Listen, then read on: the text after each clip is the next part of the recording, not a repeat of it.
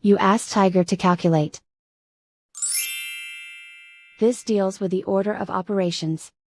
The final result is 60 million. Let's solve it step by step. Calculate the expression inside the parentheses. Simplify exponents and square roots.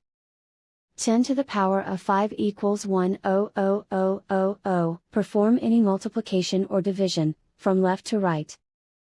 3 times 1,000,000 equals 3,000,000. Simplify exponents and square roots.